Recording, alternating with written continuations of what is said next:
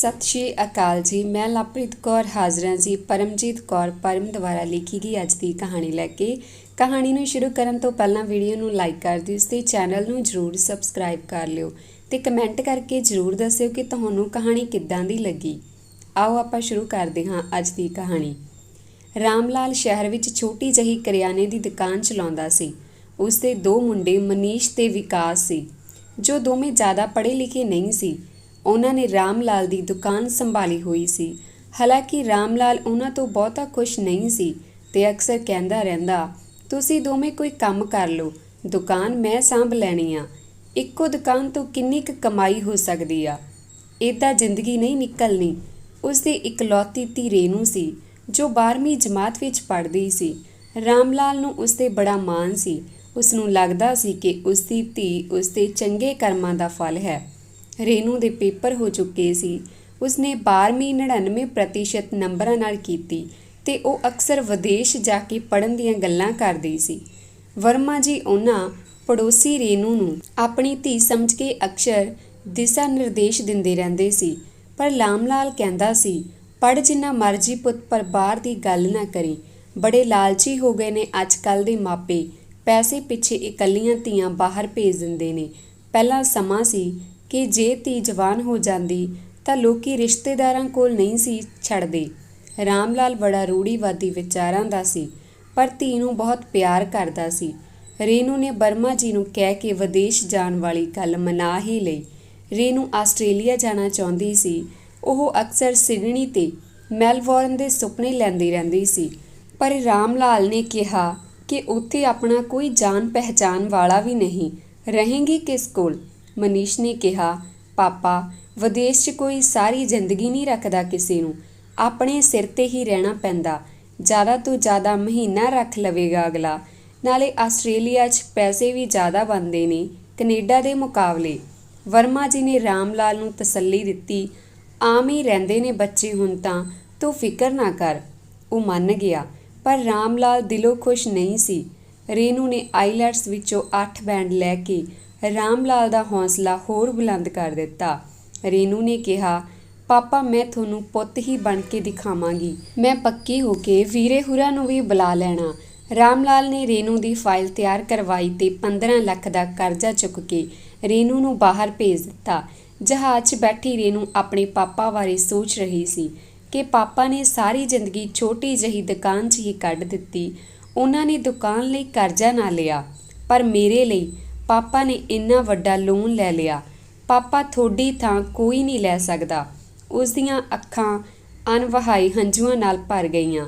ਉਹ ਸੋਚਦੀ ਸੁਪਨਿਆਂ ਦੇ ਦੇਸ਼ 'ਚ ਜਾ ਉਤਰੀ, ਜਿੱਥੇ ਉਸ ਦੇ ਏਜੰਟ ਦੁਆਰਾ ਭੇਜਿਆ ਡਰਾਈਵਰ ਉਸ ਦੇ ਨਾਮ ਦੀ ਪਲੇਟ ਲੈ ਕੇ ਉਸ ਦਾ ਇੰਤਜ਼ਾਰ ਏਅਰਪੋਰਟ 'ਤੇ ਕਰ ਰਿਹਾ ਸੀ। ਉਹ ਚਾਈਂ ਗੱਡੀ ਵਿੱਚ ਬੈਠ ਗਈ ਤੇ ਬਾਹਰ ਦੇ ਖੂਬਸੂਰਤ ਨਜ਼ਾਰੇ ਦੇਖਣ ਲੱਗੀ। ਉਸ ਨੂੰ ਲੱਗਾ ਉਹ ਸਵਰਗ 'ਚ ਉਤਰ ਆਈ ਹੈ। ਨਾ ਧੂੜ, ਨਾ ਮਿੱਟੀ, ਨਾ ਸੜਕਾਂ 'ਤੇ ਜਾਨਵਰ, ਨਾ ਭਿਖਾਰੀ, ਨਾ ਹਵਾ 'ਚ ਗੰਧ, ਨਾ ਟੁੱਟੀਆਂ ਸੜਕਾਂ। ਇੱਥੇ ਤਾਂ ਸੜਕਾਂ ਵੀ ਲੋਕਾਂ ਦੇ ਘਰਾਂ ਦੇ ਫਰਸ਼ ਵਰਗੀਆਂ ਨੇ। ਇਹ ਖੂਬਸੂਰਤ ਬਿਲਡਿੰਗਾਂ ਤੇ ਮਾਲ ਇੰਡੀਆ ਵਿੱਚ ਇਹ ਸਭ ਅਜੇ ਅਗਲੇ 20 ਸਾਲ ਨਾ ਬਣਨਾ। ਮੈਂ ਤਾਂ ਬਹੁਤ ਕਰਮਾਂ ਵਾਲੀ ਹਾਂ, ਇਹ ਸਵਰਗ ਰੱਬ ਨੇ ਮੇਰੇ ਹਿੱਸੇ ਲਿਖਿਆ। ਉਹ ਸੋਚਦੀ ਹੋਈ ਘਰ ਪਹੁੰਚ ਗਈ। ਉਹ ਦੇਖਦੀ ਹੈ ਇੱਥੇ ਤਾਂ ਘਰ ਕਿੰਨੇ ਸੋਹਣੇ ਤੇ ਬਾਹਰ ਕਿੰਨੀ ਸਫਾਈ ਹੈ। ਨਾ ਗਲੀਆਂ, ਨਾ ਹਾਰਨ ਦੀ ਆਵਾਜ਼, ਨਾ ਰਿਕਸ਼ੇ ਵਾਲਿਆਂ ਦਾ ਧੱਕਾ ਮੁੱਕੀ ਹੋਣਾ। ਬੇਹੱਦ ਸ਼ਾਂਤ ਮਾਹੌਲ ਸੀ ਘਰਾਂ ਦਾ, ਜਿਵੇਂ ਕੋਈ ਰਹਿ ਹੀ ਨਹੀਂ ਰਿਹਾ ਸੀ ਅੰਦਰ। ਸ਼ਾਮ ਹੋ ਰਹੀ ਸੀ, ਚਾਰੇ ਪਾਸੇ ਸਨਾਟਾ ਸੀ। ਰੇਨੂ ਨੇ ਸਮਾਨ ਉਤਾਰਿਆ ਤੇ ਡਰਾਈਵਰ ਨੇ ਰੇਨੂ ਦੀ ਗੱਲ ਏਜੰਟ ਨਾਲ ਕਰਵਾਈ। ਸਭ ਠੀਕ ਹੈ ਸਰ, ਮੈਂ ਪਹੁੰਚ ਗਈ। ਸਰ, ਪਾਪਾ ਨੂੰ ਦੱਸ ਦੇਣਾ ਮੇਰੇ ਫੋਨ 'ਚ ਬੈਟਰੀ ਨਹੀਂ। ਮੈਂ ਸਵੇਰੇ ਗੱਲ ਕਰਾਂਗੀ ਪਾਪਾ ਨਾਲ, ਹੁਣ ਬਹੁਤ ਥੱਕੀ ਹੋਈ ਹਾਂ, ਅੰਦਰ ਜਾ ਕੇ ਆਰਾਮ ਕਰਦੇ ਹਾਂ। ਏਜੰਟ ਨੇ ਓਕੇ ਬੇਟਾ ਕਹਿ ਕੇ ਫੋਨ ਰੱਖ ਦਿੱਤਾ। ਡਰਾਈਵਰ ਵੀ ਚਲਾ ਗਿਆ। ਰੇਨੂ ਨੇ ਏਜੰਟ ਦੇ ਦੱਸੇ ਮਕਾਨ ਦੀ ਬੈਲ ਵਜਾਈ। ਅੰਦਰੋਂ ਹਲਕੀ ਜਿਹੀ ਆਵਾਜ਼ ਆਈ ਤੇ ਇੱਕ ਮੁੰਡੇ ਨੇ ਦਰਵਾਜ਼ਾ ਖੋਲ੍ਹਿਆ। ਰੇਨੂ ਨੇ ਘਰ ਦੇ ਅੰਦਰ ਦੇਖਿਆ ਤਾਂ ਤਕਰੀਬਨ 7-8 ਮੁੰਡੇ ਸੀ। ਰੇਨੂ ਨੂੰ ਲੱਗਾ ਕਿ ਸ਼ਾਇਦ ਉਹ ਗਲਤ ਪਤੇ 'ਤੇ ਆ ਗਈ। ਉਸਨੇ ਸੌਰੀ ਬੋਲਿਆ ਤੇ ਬਾਹਰ ਆ ਕੇ ਏਜੰਟ ਨੂੰ ਫੋਨ ਕਰਨ ਲੱਗੀ। ਫੋਨ ਬੰਦ ਹੋ ਗਿਆ। ਇਹਨੇ ਵੀ ਹੁਣੀ ਬੰਦ ਹੋਣਾ ਸੀ। ਹਨੇਰਾ ਸੰਘਣਾ ਹੋਣ ਲੱਗਾ ਤੇ ਠੰਡ ਤੇਜ਼ੀ ਨਾਲ ਬਦਲ ਲੱਗੀ। 5 ਮਿੰਟ ਵਿੱਚ ਹੀ ਰੇਨੂ ਦੇ ਹੱਥ ਜੰਮਣ ਲੱਗੇ। ਰੇਨੂ ਨੂੰ ਹੁਣ ਡਰ ਲੱਗਣ ਲੱਗ ਪਿਆ ਸੀ ਕਿ ਉਹ ਅੰਦਰ ਕਿਵੇਂ ਜਾਵੇ, ਕਿ ਇਹ ਮੁੰਡੇ ਮੇਰੇ ਨਾਲ ਰਹਿਣਗੇ ਜਾਂ ਮੈਂ ਇਹਨਾਂ ਨਾਲ ਰਹਾਂਗੀ। ਫੋਨ ਵੀ ਬੰਦ ਹੋ ਗਿਆ ਤੇ ਠੰਡ ਵੀ ਹੱਡ ਚੀਰਦੀ ਹੈ। ਬਾਹਰ ਵੀ ਕਦੋਂ ਤੱਕ ਬੈਠਾਂਗੀ। ਉਸਦੇ ਸਰੀਰ ਦੇ ਨਾਲ ਨਾਲ ਉਸਦਾ ਦਿਮਾਗ ਵੀ ਸੁੰਨ ਹੋ ਗਿਆ ਸੀ। ਉਹ ਬਹੁਤ ਡਰ ਚੁੱਕੀ ਸੀ। ਆਲੇ ਦੁਆਲੇ ਦੂਰ ਦੂਰ ਤੱਕ ਸਿਰਫ ਹਨੇਰਾ ਹੀ ਸੀ। ਬਰਫ਼ ਡਿੱਗਣ ਲੱਗ ਪਈ। ਉਸ ਕੋਲ ਤਾਂ ਇੰਡੀਆ ਵਾਲੇ ਹੀ ਕੋਟ ਸੀ ਜੋ ਉਸ ਹੱਡ ਚੀਰਵੀਂ ਠੰਡ 'ਚ ਚੁੰਨੀ ਦੇ ਸਮਾਨ ਸੀ। ਉਸਨੂੰ ਉਹ ਸਵਰਗ ਹੁਣ ਵੀਰਾਨਾ ਜੰਗਲ ਦਿਖਾਈ ਦੇ ਰਿਹਾ ਸੀ। ਰੇਨੂ ਦਾ ਦਿਲ ਕਰ ਰਿਹਾ ਸੀ ਕਿ ਉਹ ਵਾਪਸ ਇੰਡੀਆ ਹੀ ਚਲੀ ਜਾਵੇ। ਉਹ ਰਾਮ ਲਾਲ ਨੂੰ ਵੀ ਨਹੀਂ ਸੀ ਦੱਸ ਸਕਦੀ, ਕਿਉਂਕਿ ਉਹ ਤਾਂ ਪਹਿਲਾਂ ਹੀ ਨਹੀਂ ਸੀ ਮੰਨਦੇ ਬਾਹਰ ਭੇਜਣ ਲਈ। ਉਸਦਾ ਸਰੀਰ ਬਰਫ਼ ਦੀ ਤਰ੍ਹਾਂ ਆਕੜ ਰਿਹਾ ਸੀ। ਬੁੱਲ੍ਹ ਨੀਲੇ ਪੈ ਗਏ। ਆਖਿਰ ਉਸਨੇ ਅੰਦਰ ਜਾਣ ਦਾ ਮਨ ਬਣਾ ਲਿਆ। ਉਹ ਅਜੇ ਉੱਠੀ ਹੀ ਸੀ ਕਿ ਨਾਲ ਵਾਲੇ ਘਰ ਵੱਲ ਕੁਝ ਕੁੜੀਆਂ ਆ ਰਹੀਆਂ ਸੀ ਜੋ ਬਹੁਤ ਥੱਕੀਆਂ ਤੇ ਚਿਹਰੇ ਉਤਰੇ ਨਜ਼ਰ ਆ ਰਹੇ ਸੀ।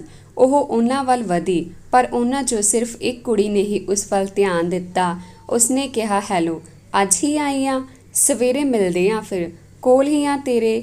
ਅੰਦਰ ਜਾ, ਘਰ ਤੱਕ ਬਾਹਰ ਬੈਠੀ ਰਹੇਂਗੀ। ਰੇਨੂ ਹੈਰਾਨ ਹੋ ਗਈ। ਉਸਨੇ ਕਿਹਾ, ਤੁਹਾਨੂੰ ਇਹ ਕਿਵੇਂ ਪਤਾ ਕਿ ਮੈਂ ਅੰਦਰ ਨਹੀਂ ਜਾਣਾ ਚਾਹੁੰਦੀ? ਸੁਰਜੀਤ, ਹਰ ਤੀਜੇ ਦਿਨ ਤੇਰੇ ਮੇਰੇ ਵਰਗੀਆਂ ਆਉਂਦੀਆਂ ਨੇ ਇੱਥੇ ਤੇ ਕੁਝ ਸਮਾਂ ਇੰਡੀਆ ਵਾਲਾ ਐਟੀਟਿਊਡ ਲੈ ਕੇ ਬੈਠਦੀਆਂ ਨੇ ਬਾਹਰ, ਤੇ ਜਦ ਠੰਡ ਇੱਜ਼ਤ ਤੇ ਆਕੜ ਵਾਲੇ ਖੂਨ ਨੂੰ ਜਮਾ ਦਿੰਦੀ ਹੈ ਤਾਂ ਚਲੀਆਂ ਜਾਂਦੀਆਂ ਨੇ ਅੰਦਰ। ਕੁਝ ਦਿਨ ਓਪਰਾ ਲੱਗਣਾ, ਫਿਰ ਤਾਂ ਤੂੰ ਮੇਰੇ ਵਾਂਗ ਸਲਾਹ ਦੇਵੇਂਗੀ ਕਿਸੇ ਨੂੰ। ਹਾ ਹਾ ਹਾ। ਉਸਦਾ ਹਾਸਾ ਰੇਨੂ ਨੂੰ ਉਸਦੇ ਅੰਦਰ ਦੀਆਂ ਚੀਕਾਂ ਦਾ ਅਹਿਸਾਸ ਕਰਵਾ ਰਿਹਾ ਸੀ। ਸੁਰਜੀਤ, ਮੈਂ ਵੀ 3 ਸਾਲ ਪਹਿਲਾਂ ਐਵੇਂ ਹੀ ਬੈਠੀ ਸੀ ਸਾਰੀ ਰਾਤ ਬਾਹਰ ਕਿ ਮੈਂ ਨਹੀਂ ਐਡਜਸਟ ਕਰਦੀ। ਸਾਰੀ ਆਕੜ ਭੰਨਤੀ ਹਾਲਾਤਾਂ ਨੇ। Good night. ਉਹ ਅੰਦਰ ਚਲੀ ਗਈ। ਰੇਨੂ ਚੁੱਪ ਸੀ, ਬਿਨਾਂ ਕੁਝ ਬੋਲੇ ਆਪਣਾ ਸੂਟਕੇਸ ਲੈ ਕੇ ਹੌਂਕੇ ਲੈ ਲੈ ਰੋ ਰਹੀ ਸੀ। ਉੱਥੇ ਦੂਰ ਦੂਰ ਤੱਕ ਕੋਈ ਨਹੀਂ ਸੀ ਉਸਨੂੰ ਸੁਣਨ ਤੇ ਚੁੱਪ ਕਰਾਉਣ ਵਾਲਾ। ਉਸਨੇ ਦਰਵਾਜ਼ੇ ਦੀ ਬੈਲ ਵਜਾਈ। ਅੰਦਰੋਂ ਮੁੰਡੇ ਨੇ ਦਰਵਾਜ਼ਾ ਖੋਲ੍ਹਿਆ। ਉਹ ਰੇਨੂ ਨੂੰ ਸਿਰ ਤੋਂ ਪੈਰਾਂ ਤੱਕ ਦੇਖ ਰਿਹਾ ਸੀ। ਰੇਨੂ ਨੂੰ ਲੱਗਾ ਉਹ ਆਪ ਹੀ ਭੇੜੀਏ ਦੇ ਮੂੰਹ ਦਾ ਨਿਵਾਲਾ ਬੰਨਣ ਆ ਗਈ। ਉਸਨੇ ਆਪਣਾ ਸੂਟਕੇਸ ਅੰਦਰ ਕੀਤਾ ਤਾਂ 3 ਮੁੰਡੇ ਹੋਰ ਆ ਗਏ। ਉਹ ਰੇਨੂ ਨਾਲ ਮਜ਼ਾਕੀਏ ਅੰਦਾਜ਼ 'ਚ ਜਾਣ ਪਹਿਚਾਣ ਕਰਨ ਲੱਗੇ। ਇੰਨੇ ਨੂੰ ਇੱਕ ਹੋਰ ਮੁੰਡਾ ਆਇਆ। ਉਸਨੇ ਦਰਵਾਜ਼ਾ ਬੰਦ ਕੀਤਾ ਤੇ ਰੇਨੂ ਦਾ ਸੂਟਕੇਸ ਫੜਨਾ ਚਾਹਿਆ, ਪਰ ਰੇਨੂ ਨੇ ਮਨਾ ਕਰ ਦਿੱਤਾ। ਉਸਨੇ ਕਿਹਾ, ਘਬਰਾ ਨਾ, ਸਾਡੇ ਨਾਲ ਪਹਿਲਾਂ ਵੀ ਬਹੁਤ ਕੁੜੀਆਂ ਰਹਿ ਚੁੱਕੀਆਂ ਨੇ, ਤੈਨੂੰ ਡਰਨ ਦੀ ਲੋੜ ਨਹੀਂ। ਰੇਨੂ ਨੂੰ ਮੁੰਡਾ ਥੋੜ੍ਹਾ ਸਿਆਣਾ ਲੱਗਿਆ, ਪਰ ਕੁਝ ਰੇਨੂ ਦੇ ਹਾਣ ਦੇ ਮੁੰਡੇ ਸੀ। ਉਹਨਾਂ ਦੀ ਅੱਖ ਰੇਨੂ ਨੂੰ ਠੀਕ ਨਾ ਲੱਗੀ। ਰੇਨੂ ਦਰਵਾਜ਼ੇ ਤੋਂ ਅੰਦਰ ਗਈ ਤਾਂ ਉਸਨੇ ਦੇਖਿਆ ਕਿ ਸਿਰਫ ਇੱਕ ਹੀ ਕਮਰਾ ਸੀ। ਉਸ ਵਿੱਚ 6 ਗੱਦੇ ਹੇਠਾਂ ਹੀ ਲੱਗੇ ਹੋਏ ਸਨ। ਨਾਲ ਹੀ ਇੱਕ ਰਸੋਈ ਸੀ ਤੇ ਇੱਕ ਹੀ ਬਾਥਰੂਮ ਸੀ। 2 ਅਲਮਾਰੀਆਂ ਸੀ ਜਿਨ੍ਹਾਂ ਉੱਤੇ ਸਾਰਿਆਂ ਦੇ ਸੂਟਕੇਸ ਰੱਖੇ ਹੋਏ ਸੀ। ਰੇਨੂ ਨੂੰ ਸੋਚ ਕੇ ਡਰ ਲੱਗ ਰਿਹਾ ਸੀ ਕਿ ਇੱਥੇ ਤਾਂ ਕੋਈ ਪ੍ਰਾਈਵੇਸੀ ਹੀ ਨਹੀਂ। ਉਸਦੇ ਮਨ 'ਚ ਬਹੁਤ ਡਰਾਵਨੇ ਖਿਆਲ ਆ ਰਹੇ ਸੀ। ਉਹ ਕਮਰੇ ਦੀ ਨੁੱਕੜ 'ਚ ਪਏ ਸੋਫੇ 'ਤੇ ਜਾ ਬੈਠੀ। ਉਸਨੇ ਪੁੱਛਿਆ, ਇੱਕ ਹੀ ਕਮਰਾ ਹੈ? ਮਤਲਬ ਮੈਂ ਕਿੱਥੇ ਸੌਵਾਂਗੀ? ਸਾਰੇ ਹੱਸਣ ਲੱਗ ਪਏ। ਸ਼ਰਾਰਤੀ ਅਨਸਰ ਤਾਂ ਮੁੱਛਾਂ ਨੂੰ ਵੱਟ ਚਾੜਨ ਲੱਗੇ। ਉਹ ਇੱਕ ਦੂਜੇ ਦੇ ਕੰਨ 'ਚ ਕੁਝ ਬੋਲ ਕੇ ਹੱਸਣ ਲੱਗੇ। ਰੇਨੂ ਨੇ ਸੋਚਿਆ ਕਿ ਮੈਂ ਅੱਜ ਦੀ ਰਾਤ ਜਾਗ ਕੇ ਹੀ ਕੱਟ ਲਵਾਂਗੀ, ਕੱਲ ਕਿਧਰੇ ਹੋਰ ਕਮਰਾ ਲੈ ਲਵਾਂਗੀ। ਇਹੀ ਆ ਕਿ ਕਿਰਾਇਆ ਖਰਾਬ ਹੋ ਜਾਣਾ, ਹੋ ਜਾਣ ਦੇ। ਕਿਰਾਇਆ ਮੇਰੀ ਇੱਜ਼ਤ ਤੋਂ ਉੱਤੇ ਤਾਂ ਨਹੀਂ। ਉਸਦਾ ਮਨ ਭੈੜੇ ਖਿਆਲਾਂ 'ਚ ਘਿਰਿਆ ਹੋਇਆ ਸੀ। ਉਹਨਾਂ ਵਿੱਚੋਂ ਇੱਕ ਹੀ ਸਿਆਣਾ ਮੁੰਡਾ ਸੀ। ਉਸਨੇ ਰੇਨੂ ਨੂੰ ਆਪਣੀ ਪਹਿਚਾਣ ਕਰਵਾਈ। ਮੇਰਾ ਨਾਮ ਗੁਰਸੇਵਕ ਸਿੰਘ ਆ। ਮੈਨੂੰ ਇੱਥੇ ਆਏ ਨੂੰ 8 ਸਾਲ ਹੋ ਗਏ। ਯਾਰਾਂ ਤੋਂ ਆਈਲੈਟਸ 'ਚ 7 ਇੰਚ ਬੈਂਡ ਲੈ ਨਹੀਂ ਹੋਏ। ਯਾਰ ਉਨੀ ਸਟੱਡੀ ਦੇ ਸਿਰ 'ਤੇ ਹੀ ਬੈਠੇ ਆ। ਸਾਰੇ ਹੱਸਣ ਲੱਗ ਪਏ। ਉਹ ਹਰ ਨਿੱਕੀ ਨਿੱਕੀ ਗੱਲ 'ਤੇ ਹੱਸੀ ਜਾ ਰਹੇ ਸੀ। ਰੇਨੂ ਉਹਨਾਂ 'ਚ ਬੈਠੀ ਆਪਣੀ ਕਿਸਮਤ ਨੂੰ ਕੋਸ ਰਹੀ ਸੀ। ਗੁਰਸੇਵਕ ਨੇ ਉਸਨੂੰ ਕੌਫੀ ਦਿੱਤੀ ਤੇ ਕਿਹਾ, ਕੁਝ ਖਾਣਾ ਏ ਤਾਂ ਬਣਾ ਲਈ, ਅਸੀਂ ਤਾਂ ਖਾ ਚੁੱਕੇ ਹਾਂ। ਰੇਨੂ ਉਸ ਰਾਤ ਭੁੱਖੀ ਹੀ ਰਹੀ। ਉਸਨੂੰ ਆਪਣੀ ਮਾਂ ਦੇ ਬਣਾਏ ਹੋਏ ਆਲੂ ਦੇ ਪਰੌਂਠੇ ਯਾਦ ਆ ਰਹੇ ਸੀ। ਉਸਨੇ ਸੋਚਿਆ, ਬਾਹਰ ਆਉਣਾ ਉਸਦੀ ਜ਼ਿੰਦਗੀ ਦਾ ਸਭ ਤੋਂ ਗਲਤ ਫੈਸਲਾ ਹੈ। ਗੁਰਸੇਵਕ ਨੇ ਕਿਹਾ, ਮੈਂ ਕੰਮ 'ਤੇ ਚੱਲਾਂ, ਕੁੜੀ ਨੂੰ ਤੰਗ ਨਹੀਂ ਕਰਨਾ ਕਿਸੇ ਨੇ। ਉਹ ਕਹਿ ਕੇ ਬਾਹਰ ਨਿਕਲ ਗਿਆ। ਰੇਨੂ ਨੂੰ ਉਸਦੇ ਹੁੰਦੇ ਥੋੜਾ ਠੀਕ ਵੀ ਲੱਗਦਾ ਸੀ। ਹੁਣ ਤਾਂ ਉਸਦੇ ਮਨ ਦੀ ਹਾਲਤ ਹੋਰ ਵੀ ਖਰਾਬ ਹੋ ਗਈ। ਸਾਰੇ ਉਸ ਨੂੰ ਟਿਕ ਟਿਕ ਦੇਖੀ ਜਾ ਰਹੇ ਸੀ। ਉਹਨੇ ਲਾਈਟ ਬੰਦ ਕਰ ਦਿੱਤੀ। ਰੇਨੂ ਦੇ ਅੰਦਰ ਡਰ ਕਾਰਨ ਉਹ ਰੋਣ ਲੱਗੀ ਤੇ ਲਾਈਟ ਬਲਦੀ ਰਹਿਣ ਲਈ ਕਿਹਾ। ਇੱਕ ਮੁੰਡਾ ਨਾਲ ਦੇ ਮੁੰਡੇ ਨੂੰ ਹੌਲੀ ਆਵਾਜ਼ ਕਹਿ ਰਿਹਾ ਸੀ, ਜਾਨਵਰ ਅਸੀਂ, ਮੰਨਿਆ ਸੋਹਣੀਆਂ, ਪਰ ਇੰਨੇ ਵੀ ਹਬਸ਼ੀ ਨਹੀਂ ਅਸੀਂ। ਨਾਲੇ ਜਿਹੜੀ ਇੱਜ਼ਤ ਅੱਜ ਬੜੀ ਸਾਂਭੀ ਬੈਠੀ ਆ, ਕੱਲ੍ਹ ਨੂੰ ਆਪਣੀ ਮਰਜ਼ੀ ਨਾਲ ਫਿਰੂਗੀ ਸੌਂਪਤੀ। ਰੋਜ਼ ਆਉਂਦੀਆਂ ਨੇ ਇਹਦੇ ਵਰਗੀਆਂ ਇੱਥੇ। ਉਹ ਭਾਵੇਂ ਧੀਮੀ ਆਵਾਜ਼ 'ਚ ਬੋਲਿਆ, ਪਰ ਰੇਨੂ ਨੇ ਸੁਣ ਲਿਆ ਸੀ। ਰੇਨੂ ਨੇ ਉਸਦੇ ਸ਼ਬਦਾਂ ਨੂੰ ਗੌਰ ਨਾਲ ਸੁਣਿਆ ਤੇ ਉਹ ਅੰਦਰ ਤੱਕ ਟੁੱਟ ਗਈ। ਉਹ ਸੋਚਣ ਲੱਗੀ, ਮੈਨੂੰ ਨਹੀਂ ਸੀ ਪਤਾ ਕਿ ਪਰਦੇਸ ਇੰਨਾ ਕਰੂਪ ਵੀ ਹੈ। ਮੈਨੂੰ ਤਾਂ ਇਹਦੀ ਮਨਮੋਹਣੀ ਸ਼ਕਲ ਨਹੀਂ ਮੋਹ ਲਿਆ ਸੀ। ਰੇਨੂ ਲਈ ਉਹ ਰਾਤ ਬੜੀ ਕਹਿਰ ਦੀ ਸੀ। ਉਹ ਸੋਚਾਂ 'ਚ ਖੋਈ ਬੈਠੀ ਸੀ ਕਿ ਕੁਝ ਹੀ ਘੰਟਿਆਂ 'ਚ ਚਾਹ ਉਤਰ ਗਿਆ। ਮੇਰਾ ਤਾਂ ਪਰਦੇਸ ਤੋਂ ਉਸਨੂੰ ਆਪਣੇ ਪਾਪਾ ਦੀ ਸਭ ਤੋਂ ਵੱਧ ਯਾਦ ਆ ਰਹੀ ਸੀ। ਸਾਰੇ ਮੁੰਡੇ ਸੋ ਚੁੱਕੇ ਸੀ, ਪਰ ਰੇਨੂ ਨੂੰ ਨੀਂਦ ਨਹੀਂ ਸੀ ਆ ਰਹੀ। ਉਹ ਸੋਫੇ ਉੱਤੇ ਬੈਠੀ ਸੀ। ਪਤਾ ਨਹੀਂ ਕਦੋਂ ਉਸਦੀ ਅੱਖ ਲੱਗੀ। ਜਦੋਂ ਉਸਨੂੰ ਜਾਗ ਆਈ, ਉਸਨੇ ਦੇਖਿਆ ਘਰ ਵਿੱਚ ਕੋਈ ਨਹੀਂ ਸੀ। ਉਸ ਉੱਤੇ ਕਿਸੇ ਨੇ ਕੰਬਲ ਓੜ ਦਿੱਤਾ ਸੀ। ਉਸਨੇ ਉੱਠ ਕੇ ਦੇਖਿਆ ਤਾਂ ਰਸੋਈ ਵਿੱਚ ਇੱਕ ਆਮਲੇਟ, ਬ੍ਰੈਡ ਤੇ ਇੱਕ ਕੱਪ ਦੁੱਧ ਅਵਨ ਵਿੱਚ ਰੱਖਿਆ ਹੋਇਆ ਸੀ ਤੇ ਅਵਨ ਤੇ ਇੱਕ ਪਰਚੀ ਲੱਗੀ ਸੀ, ਰੇਨੂ ਦਾ ਬ੍ਰੇਕਫਾਸਟ। ਰੇਨੂ ਨੂੰ ਪੜ੍ਹ ਕੇ ਬਹੁਤ ਹਾਸੀ ਆਈ। ਉਸਨੇ ਸੋਚਿਆ ਕਿ ਮੈਂ ਕਿੰਨਾ ਡਰੀ ਹੋਈ ਸੀ ਰਾਤੀ। ਮੈਂ ਇਹਨਾਂ ਨੂੰ ਕਿਵੇਂ ਸ਼ੱਕ ਨਾਲ ਦੇਖਦੀ ਸੀ ਤੇ ਇਹ ਮੇਰੇ ਲਈ ਬ੍ਰੇਕਫਾਸਟ ਵੀ ਬਣਾ ਕੇ ਗਏ। ਰੇਨੂ ਖਾਣਾ ਖਾ ਰਹੀ ਸੀ ਕਿ ਉਸਨੂੰ ਬਾਥਰੂਮ 'ਚੋਂ ਗਾਣਾ ਗਾਉਣ ਦੀ ਬੇਸੁਰੀ ਆਵਾਜ਼ ਆਈ। ਰੇਨੂ ਧਿਆਨ ਨਾਲ ਸੁਣਨ ਲੱਗੀ ਤਾਂ ਬਾਥਰੂਮ ਦਾ ਦਰਵਾਜ਼ਾ ਖੁੱਲ੍ਹਿਆ ਤੇ ਗੁਰਸੇਵਕ ਸਹਿਜ ਸੁਭਾਅ ਬਾਹਰ ਆਇਆ। ਰੇਨੂ ਨੇ ਇੱਕਦਮ ਦੂਜੇ ਪਾਸੇ ਮੂੰਹ ਫੇਰਿਆ। ਗੁਰਸੇਵਕ ਦੌੜ ਕੇ ਬਾਥਰੂਮ 'ਚ ਦੁਬਾਰਾ ਜਾ ਵੜਿਆ ਤੇ ਉੱਚੀ ਉੱਚੀ ਕਹਿਣ ਲੱਗਾ, ਸੌਰੀ, ਮੈਨੂੰ ਚੇਤਾ ਹੀ ਭੁੱਲ ਗਿਆ ਸੀ ਤੁਹਾਡਾ। ਰੇਨੂ ਕੱਪ ਲੈ ਕੇ ਬਾਹਰ ਨਿਕਲ ਗਈ ਤੇ ਕਿਹਾ, ਇਟਸ ਓਕੇ, ਮੈਂ ਬਾਹਰ ਜਾ ਰਹੀ ਹਾਂ, ਤੁਸੀਂ ਆਰਾਮ ਨਾਲ ਹੋ ਜਾਓ ਫਰੈਸ਼। ਉਹ ਹੱਸਣ ਲੱਗੀ। ਗੁਰਸੇਵਕ ਵੀ ਮੱਥੇ ਤੇ ਹੱਥ ਮਾਰ ਹੱਸਣ ਲੱਗਾ। ਗੁਰਸੇਵਕ ਨੇ ਕੱਪੜੇ ਪਾਏ ਤੇ ਰੇਨੂ ਦੇ ਕੋਲ ਬਾਹਰ ਬਣੇ ਪੋਰਚ ਵਿੱਚ ਜਾ ਬੈਠਾ। ਰੇਨੂ ਗੁਰਸੇਵਕ ਨੂੰ ਆਪਣੇ ਘਰ ਬਾਰੇ ਦੱਸਦੀ ਹੈ ਤੇ ਗੁਰਸੇਵਕ ਵੀ ਉਸ ਨਾਲ ਜਾਣ ਪਹਿਚਾਣ ਵਧਾਉਣ ਲਈ ਆਪਣੇ ਘਰ ਬਾਰੇ ਦੱਸਦਾ ਹੈ ਕਿ ਮੇਰੀ ਇੱਕ ਛੋਟੀ ਭੈਣ ਹੈ, ਉਹ ਕੈਨੇਡਾ ਚਲੀ ਗਈ ਸੀ 2 ਸਾਲ ਪਹਿਲਾਂ। ਰੇਨੂ, ਕਿਉਂ ਕੈਨੇਡਾ ਕਿਉਂ? ਗੁਰਸੇਵਕ, ਇੱਥੇ ਆਪਾਂ ਕਿਸੇ ਨੂੰ ਪੱਕੇ ਤੌਰ ਤੇ ਨਹੀਂ ਬੁਲਾ ਸਕਦੇ। ਘਰ ਦੇ ਘੁੰਮਣ ਲਈ ਆ ਸਕਦੇ ਨੇ, ਪਾਰਟਨਰ ਹੀ ਪੱਕਾ ਆ ਸਕਦਾ ਬਸ। ਕੈਨੇਡਾ ਸਾਰੀ ਫੈਮਿਲੀ ਸੈੱਟ ਹੋ ਸਕਦੀ ਆ। ਮੇਰੀ ਤਾਂ ਮਜਬੂਰੀ ਸੀ ਇੱਥੇ ਆਉਣਾ। ਬੈਂਡ ਹੀ 5.5 ਸੀ, ਕੈਨੇਡਾ ਦਾ ਬਣਿਆ ਨਹੀਂ। ਰੇਨੂ ਨੂੰ ਤਾਂ ਇਸ ਗੱਲ ਦਾ ਪਤਾ ਹੀ ਨਹੀਂ ਸੀ। ਉਸਨੇ ਤਾਂ ਆਪਣੇ ਭਰਾ ਵੀ ਸੈੱਟ ਕਰਨ ਦਾ ਸੋਚਿਆ ਸੀ। ਉਸਨੂੰ ਆਪਣੇ ਸੁਪਨਿਆਂ ਦਾ ਤਾਣਾ ਉੱਧੜਦਾ ਦਿਖਾਈ ਦੇ ਰਿਹਾ ਸੀ ਕਿ ਕੀ ਸੋਚਿਆ ਸੀ ਤੇ ਕੀ ਨਿਕਲਿਆ। ਰੇਨੂ ਸੋਚ ਰਹੀ ਸੀ, ਅਸੀਂ ਹੀ ਗਲਤ ਹਾਂ। ਏਜੰਟਾਂ ਦੇ ਦਿਖਾਈ ਝੂਠੇ ਸੁਪਨਿਆਂ ਤੇ ਯਕੀਨ ਕਰਕੇ ਤੁਰ ਆਉਂਦੇ ਹਾਂ। ਪੜ੍ਹੇ ਲਿਖੇ ਹੋ ਕੇ ਵੀ ਕਦੇ ਨਹੀਂ ਸੋਚਦੇ ਕਿ ਹਰ ਦੇਸ਼ ਦੀ ਆਪਣੀ ਅਫੀਸ਼ੀਅਲ ਇਮੀਗ੍ਰੇਸ਼ਨ ਸਾਈਟ ਹੁੰਦੀ ਆ, ਜਿੱਥੇ ਸਾਰੇ ਨਿਯਮ, ਸਾਰੇ ਕਾਨੂੰਨ ਦੱਸੇ ਹੁੰਦੇ ਨੇ। ਰੇਨੂ ਖਿਆਲਾਂ 'ਚ ਗੋਤੇ ਖਾ ਰਹੀ ਸੀ ਤਾਂ ਗੁਰਸੇਵਕ ਵੀ ਉੱਠ ਕੇ ਚਲਾ ਗਿਆ।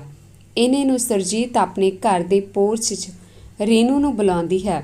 ਰੇਨੂ ਉੱਠ ਕੇ ਉਸ ਕੋਲ ਜਾ ਬੈਠਦੀ ਹੈ। ਸੁਰਜੀਤ ਰੇਨੂ ਨੂੰ ਕਹਿੰਦੀ ਆ, ਇੱਥੇ ਕੰਮ ਲੱਭ ਕੇ ਆਈ ਸੀ ਕਿ ਅਜੇ ਲੱਭਣਾ ਏ? ਰੇਨੂ, ਏਜੰਟ ਦਾ ਬੰਦਾ ਆਏਗਾ, ਉਹਨੇ ਹੀ ਦੱਸਣਾ ਕਿੱਥੇ ਕਰਨਾ ਕੰਮ। ਸੁਰਜੀਤ, ਠੀਕ ਆ, ਵੈਸੇ ਕੰਮ ਇੱਥੇ ਦੂਰ ਹੀ ਮਿਲਦੇ ਨੇ।